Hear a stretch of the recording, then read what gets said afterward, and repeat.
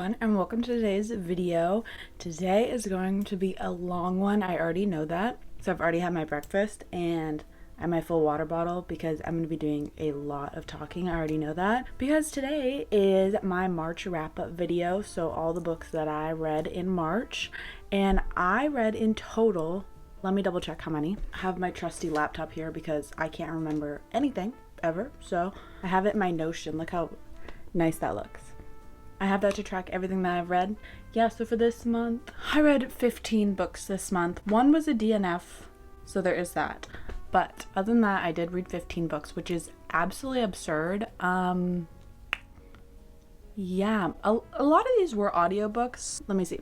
You know what, actually, maybe I'll insert, I've seen some people do this for their like monthly wrap-up videos, that they put in some like data and stuff. So I might do that and see what I have. So cut to that right now.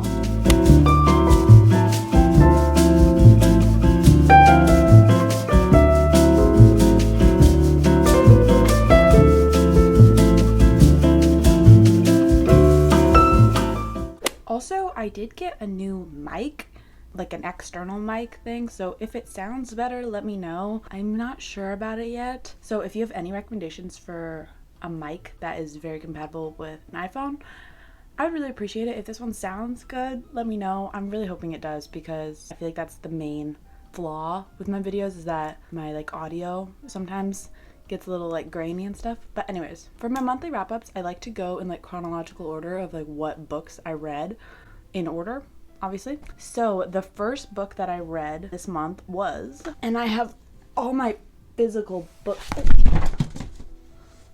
Duh, that was gonna happen.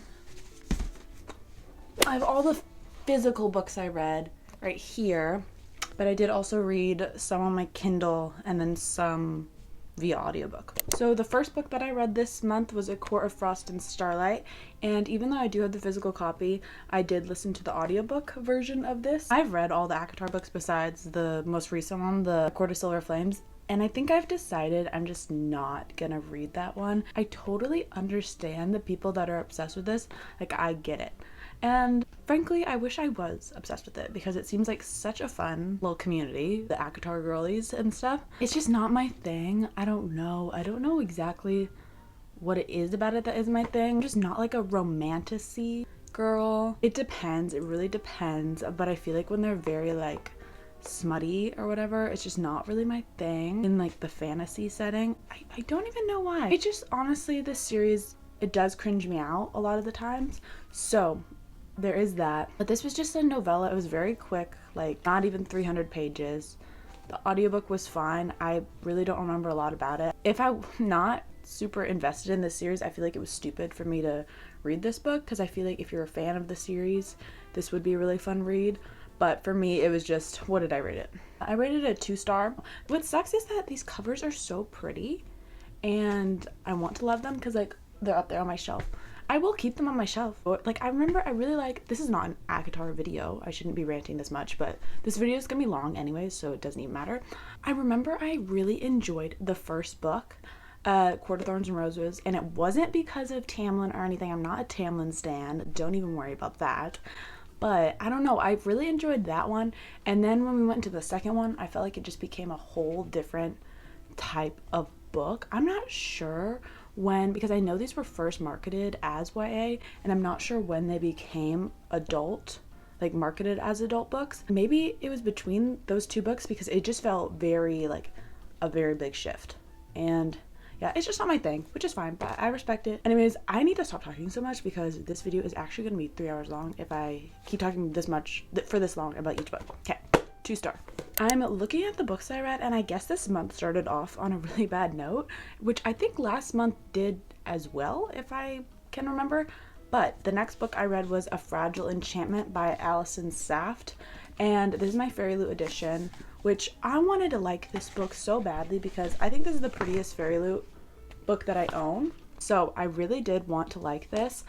The premise sounded so perfect to me. So the main premise is that your girl right here is a dressmaker, and the dresses that she makes have like sort of magical powers or abilities. Like they can make someone more confident or lucky or just things like that. So she gets hired by the prince, I believe. Yeah, I think so. To be like his royal dressmaker or like suit maker. I don't know. But anyway, she does that. He's kind of very like cold, standoffish, whatever. And then they are written about in like these gossip magazines that they're like becoming a thing or whatever. Then maybe they get together, maybe they don't. I mean, it's a YA, I'm just gonna say it. They get together, and I actually hate this man. I actually do. When I was reading it, I think I don't usually like write a lot of notes when I'm reading books and stuff, but for this book I did, and most of them were about the fact that I actually hated him. He was just so annoying. I actually couldn't stand him. What was his name? I think it's Kit. I can't remember. The girl was so cute, so sweet. I mean, she was kind of annoying because I'm trying to remember like what exactly, like this is why I need to write notes down, because I have a horrible memory, so not writing notes down, I forget what I didn't like about the book. It started off so good, and then I feel like once they kind of like express their feelings for each other, it was just so annoying. I feel like it's hard to like a romance-based book when you really don't like one of the characters. You're like, I don't want you to fall in love. I don't want you to find happiness. So that's kind of what happened. And yeah, that's all I'm going to say about this book. 2 stars. Honestly, half a star for how pretty the book was, which I know probably shouldn't be a factor in the overall rating, but the next book, I don't have a physical copy of it anymore, and that is The Stolen Heir by Holly Black. This book was like honestly really forgettable for me. I really liked the Cruel Prince series. Like, it's not my favorite series in the world, but I thought it was very beautiful. I thought it was very well written. I enjoyed it enough, I feel like. So I was excited to continue this series because this is like a spin-off series with, I believe it's Jude's brother, Oak, or half-brother. I kind of forget what the family tree looks like. Yeah, so it's with Oak and what's the girl's name? Is it Ren? I think it might be Ren. I can't remember. It still takes place in Elfhame, and I don't know. Something's going wrong. I think they have to... I truly can't remember really what happened at all. I read it on my Kindle mainly, and I read it a lot. I went to Texas this past month, and I read most of it on the plane. I don't know if I was delirious or something, but I really don't remember a lot about that book at all. Yeah, I gave it 2.5 stars. I remember it was not bad or anything, but it's obviously forgettable if I really can't remember like the main girl's name. I think it was Ren, and I can't really remember the plot at all. So there is that. I know the second book is either it's out right now or it's coming out this month. I can't remember.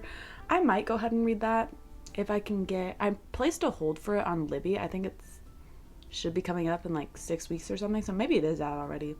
I don't know, but I might read that one because I don't know, I do like the world.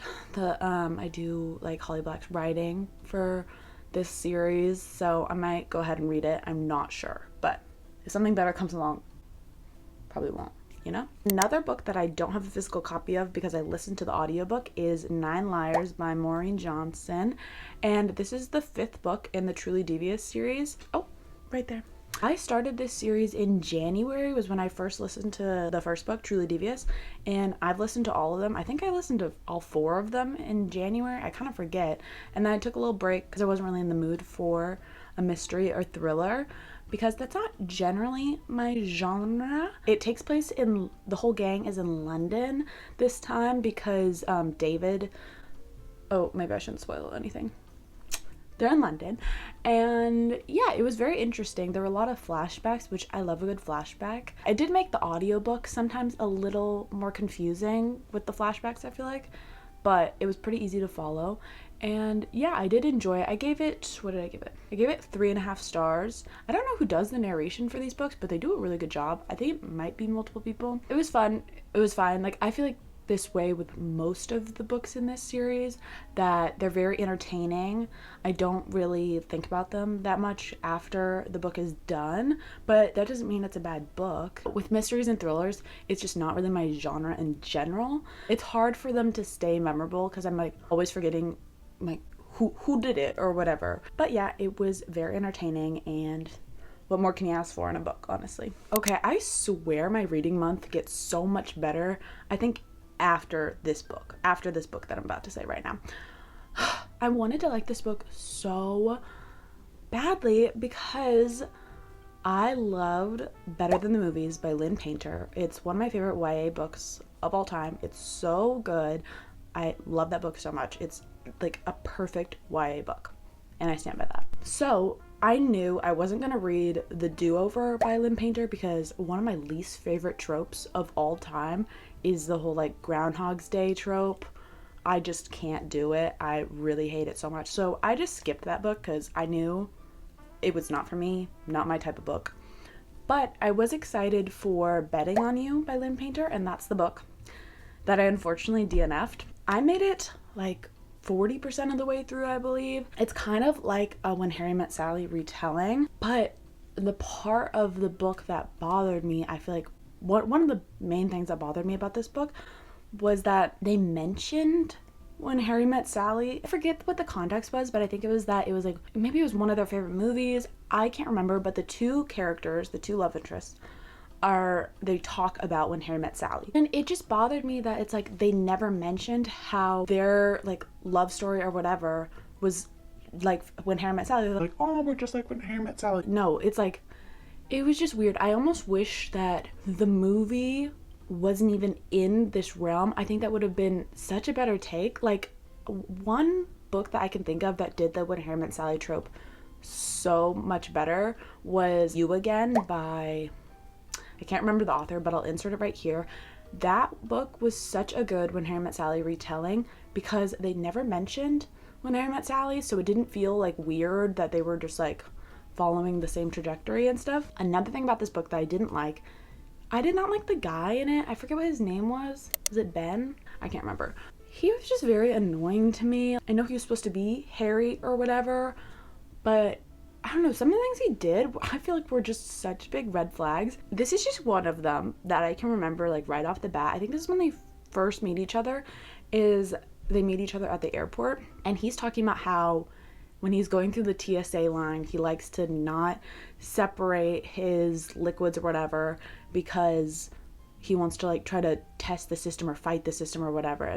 I don't know, something about me, when people don't follow the rules at the airport, that actually irks me so much. And honestly, I feel like it may be a small thing, but that's a red flag.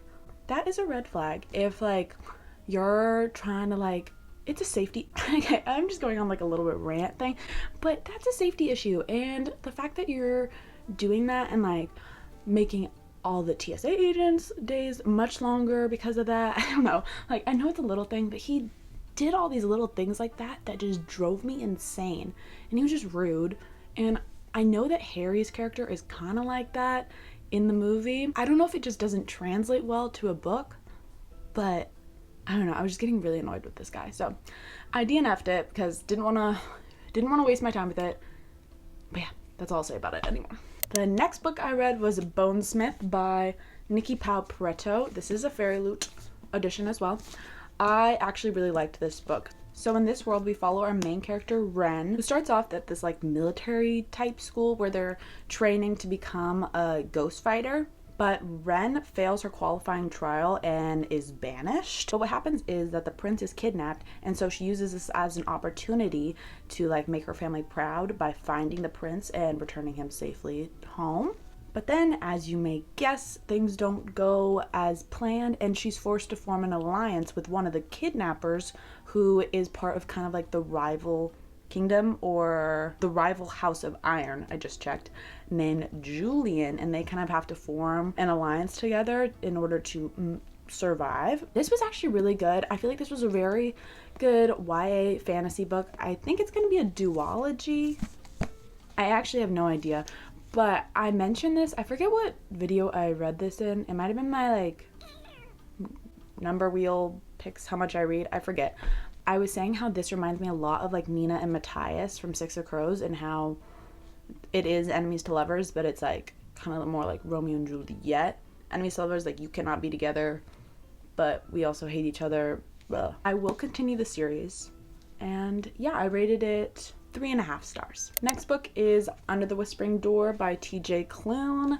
This was so good. I listened to the audiobook version, ended up rating this 4 stars. The audiobook was so good. I don't know if it's the same person that did the audiobook narration for House in the Cerulean Sea, but Whoever's doing TJ Klune's audiobooks does such a good job. So in this book we follow Wallace, who has died, and he's kind of in like the in-between stage right now, like waiting to pass on. Wallace throughout his life has notoriously been like very rude and just like honestly a bad person in general. And since Wallace has died, a Reaper has come to collect him, and this Reaper works at this tea shop that humans and ghosts are able to be in and be a part of. The whole book in general, I don't want to like give too much away. It's just honestly, it's kind of reminded me of like It's a Wonderful Life, just kind of looking back on like the decisions you made in your life and seeing like the impact you made on people's lives when you were alive, either that's good or bad. It's all kind of about like reconciling with that and becoming a new person, honestly, like like changing your ways and getting a second chance. Honestly, I did really enjoy this book. I would really recommend it if you need, like, it's sad, but it also felt very like lighthearted and stuff. It reminded me a lot of the Disney Pixar movie Soul, which I love that movie so much. So if you're a fan of that movie, I would recommend this book. But yes, that was Under the Whispering Door by TJ Klune. The next book I don't have a physical copy of because I read it on my Kindle, and that's Hot British Boyfriend by Kristy Boyce. This is a YA author that I recently found in February when I read Dungeons and Drama by her, and I absolutely loved that book.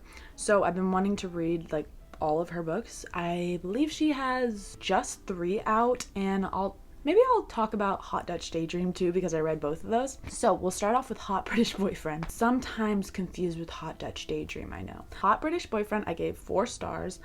It was very fun. I explained this in a reading blog, I forget which one, but what I liked about this book and what I like about a lot of her characters is they don't feel, like, they feel very unique. Like, it doesn't feel like I've read about this same type of character before, if that makes sense. And I feel like sometimes that does happen in like YA romance books in general, is that it just feels like the same character that's been in all these other books. With her characters, she gives a lot of like weird quirks, but not in like an annoying way. In the Dungeons and Drama, she was super into musical theater, and in this book she loves making like fairy gardens and stuff, and I just think that's so cute. Like, I also love how a lot of her characters are honestly kind of annoying. They're not perfect, and yeah, they honestly kind of bug me a little bit sometimes, but in a way that I love, because I love an unlikable main character. Also with Hot British Boyfriend, I explained this in the video too, but what I really loved about this book is that it went an unexpected route. I was not expecting that, like, what happens to happen.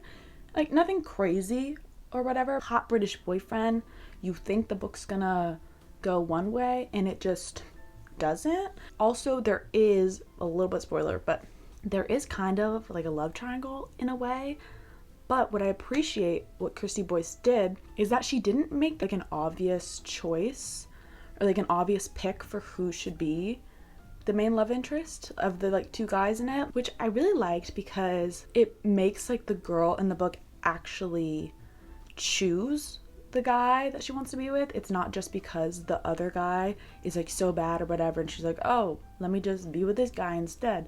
It's like she really has to like choose to be with him, which I really appreciated. I don't know, there was a lot of like depth in this YA romance that was like 300 pages, and I really enjoyed it. Now on the other end with Hot Dutch Daydream, I obviously was really excited about it because I read Hot British Boyfriend first and I actually really liked it. And this one was not my favorite at all. I rated it 2 stars.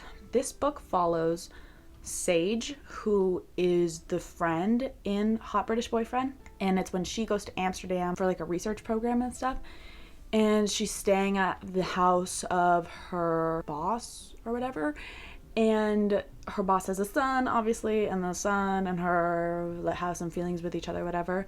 I just honestly, I don't really like Sage. I know I said I liked an unlikable main character, but she's so unlikable that I just don't really like her. Also, the whole premise of it, he is kind of girl crazy, and so he's an artist, and so in order for him to like stay focused on his art, he makes a deal with her that he'll watch, because she's babysitting his brother in exchange for living at the apartment and stuff during this research program, And so in exchange for him watching the little brother, she has to make sure that he doesn't go on dates or anything, and just like flirt with girls or whatever. It's a really weird premise. The way she talked about a lot of these girls too, that he was, because obviously she had feelings for him, so she was like, why is he talking to these girls, whatever. But it was very like not girls supporting girls. Sage is not a girl's girl, that's all I gotta say. At least in this book. In Popper's Boyfriend she was, but in this book not really. I don't know, it just was not interesting to me. I liked the very beginning, and then once we hit like 60%, I had my little Kindle remote clicker. I was clicking away as fast as I could to get the gist of what happened. Yeah, 2-star. Don't want to talk about it anymore.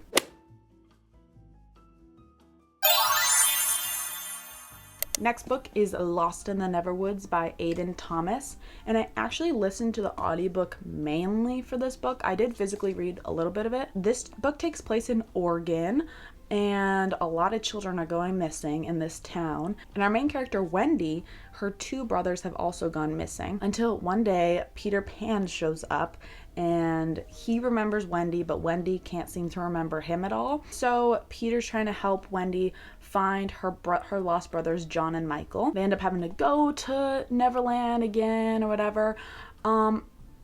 This book was kind of crazy. It's a YA, and it was honestly so dark. Like, I didn't realize this was gonna be like an actual thriller pretty much. The ending is very sad and very dark, and it really shocked me. I gave this book 2.5 stars. It was very entertaining. I would have absolutely loved this when I was younger, like maybe of the YA age, like maybe like 12 or 13 or something. But this wasn't for me right now in my life. Peter Pan, the voice, I wrote this down as a note. Whoever does the audiobook narration for Peter Pan, the character, that was, oh my gosh, I could not stand whenever he talked. I probably should have just stopped listening to the audiobook, but I just didn't. Something about this just like made me, I think because Peter Pan's voice, it sounded so much like an actual child. It made me very uncomfortable. Peter Pan was really annoying me, and he's just like the main character in this book. Besides, well, Wendy's the main character, but Peter Pan is still there, and his voice was so annoying. And he himself was really annoying. It's like, bro, grow up. That's how I felt about this book. 2.5 stars. I'll never think about it again. I'm going to get rid of this book. But it was entertaining, so maybe it should be less than 2.5 stars, but I can see how people would like this. My foot's asleep.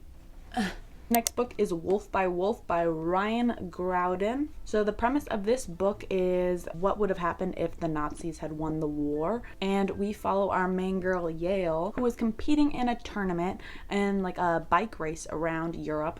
And whoever wins that tournament is invited to like a ball of sorts where Hitler will attend, and they get to like have a dance with Hitler.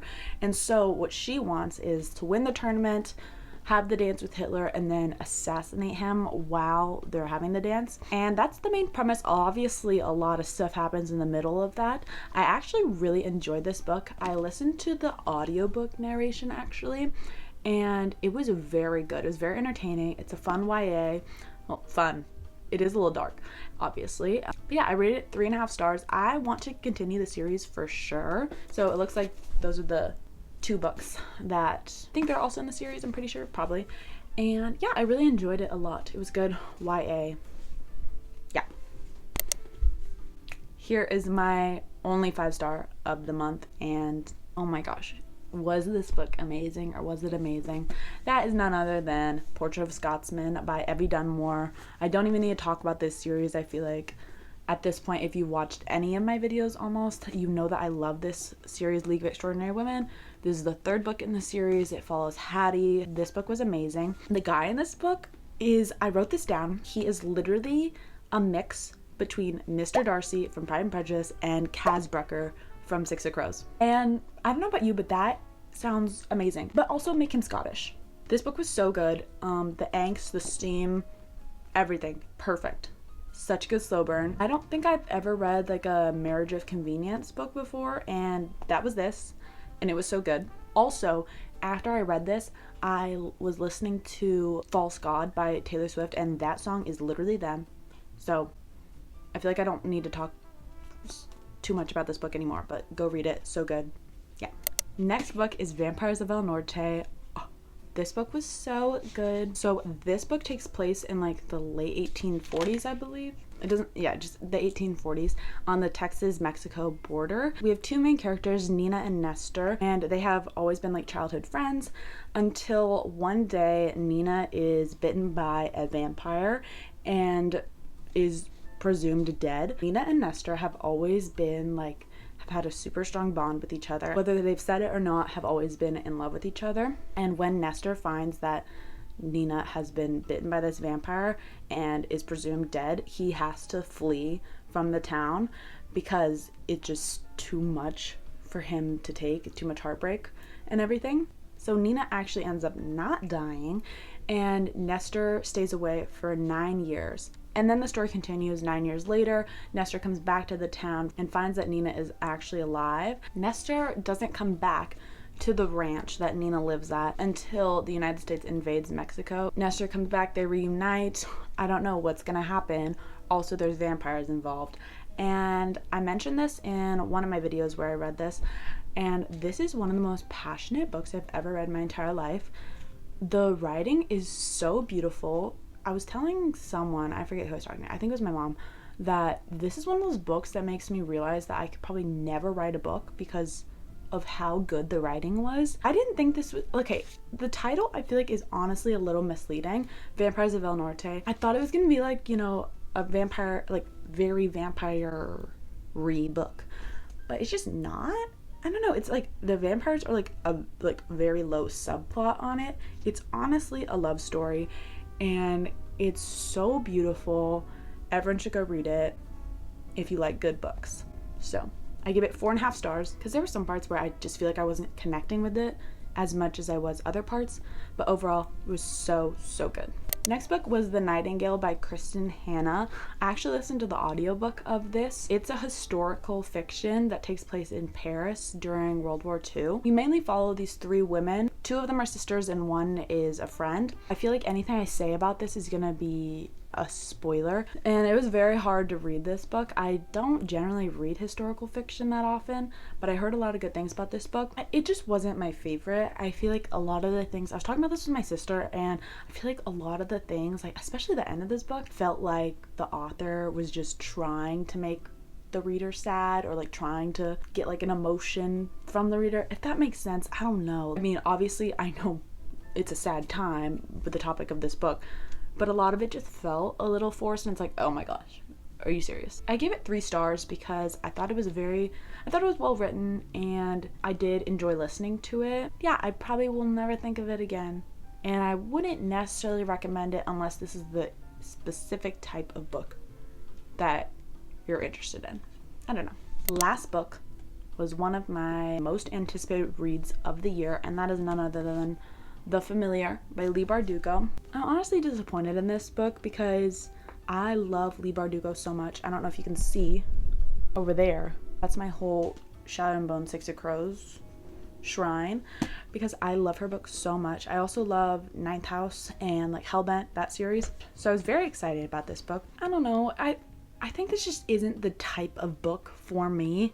It's very dark, and a lot of it felt unnecessarily dark, I guess. So it takes place in like the Spanish Golden Age, which I didn't know a lot about that, it was interesting to hear about that time period and stuff. And our main character is able to perform some sort of like miracles and stuff. And her mistress that she serves is wanting her to show her talents in order to like win this magical contest in order to be like chosen by the king. And then just things take a turn.